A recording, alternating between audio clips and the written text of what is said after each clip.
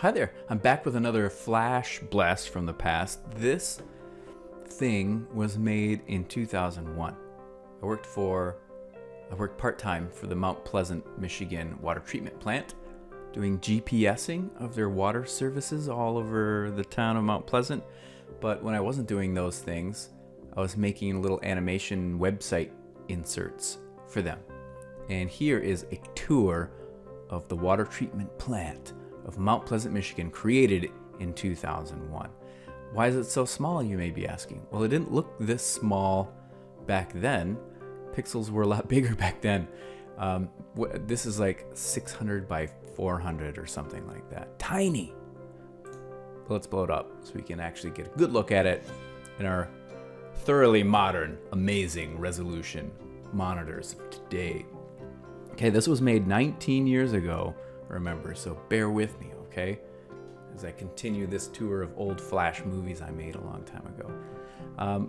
Just once again, I cannot code, I'm not a developer. I made all of this by brute force movie clipping and animating and button making and hijacking action script from an amazing resource called flashkit.com, where you could download people's source flash files and see how they did things and reverse engineer them and make it work for you. I loved it. It was awesome. Check out this little movie ripple graphic. I remember vaguely toiling away at this. I've got like an easing path where it increases in speed. I've got a shape tween, not a motion tween, but a shape tween for these things. Boop. Anyway, sorry. Indulge me. I'm indulging myself, actually. I don't anticipate you actually watching this. So this is for me. Okay, let's take the plant tour. Taking the plant tour. This gives us an overview of what we're going to see. It's a 6-step thing. And let's just fire away. So here we go. This is the tour of the water distribution system and treatment plant of Mount Pleasant, Michigan. Look at what's going on here, okay? I've got this movie clip area with the action, and then I've got this kind of consistent card area over here where I've got my controls and text. Sadly, the shape and position of this jumps all over the place during our tour. You'll see what I mean. Hey, it was 2001. I was still learning, but I was getting paid minimum wage to learn. I remember one of the things I was very proud about were these little tracking dots. How in Flash did I get a tracking dot to like do this whole path? Let's jump to the next thing. It's the same movie clip here. Well, I'll tell you. It was one little movie clip that was a dot that appeared here and did a motion tween maybe 10 or 20 pixels to the right and disappeared. And then you could set it to loop, loop, loop, loop. And then all I had to do was make copies of that movie clip. Here, here, here, here, here, here, here in the FLA source file. And when I played it, they all kind of lined up and magically looked like they were this string of water balls moving around. Same trick with these little aeration bubbles, but I just gave them a little bit of a shape or a motion tween along a path. Remember tween along path? That kind of thing? Fun. Okay, check it out. Look at my dialogue just radically change in size. Okay. Another thing that I would like to be embarrassed to show you is see how I've got a rounded corner here, but it's stretched? It's because I started with a square with rounded corners and then I just stretched it. That's lazy. I don't think I probably didn't know better at the time. Another thing that I've got here is the gel effect of these buttons. That was, gosh, I loved this gel effect. Dark to light gradient, light near the bottom, and then you put on top of that a white to fully transparent white gradient on top of that. You know, honestly, I still use this trick to this very day, making maps, little elements of this when I do overview globes and stuff. Still at it, man, still at it.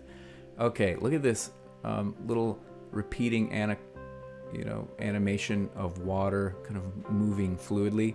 I think those were just circles that I then just horizontally stretched out and dropped a few instances of them throughout this recarbonation tank. Man, check out that water path. Pretty cool, huh? I think I remember the feeling of figuring out, oh my goodness, I can just chain a bunch of these together, and then when I hit play, it looks real. It looks real. Next. Boy, look at this thing jump around. Okay, here's those bubbles again. Really, this is a combination of just these two movie clips, the bubbles and the water path. They're the stars of the show, people. And I had this kind of cutaway effect here where this big tank graphic, I have a semi-transparent copy of it on top of these movie clips to give it a cutaway kind of effect. You know, I don't know, a cutaway effect. Seems plausible.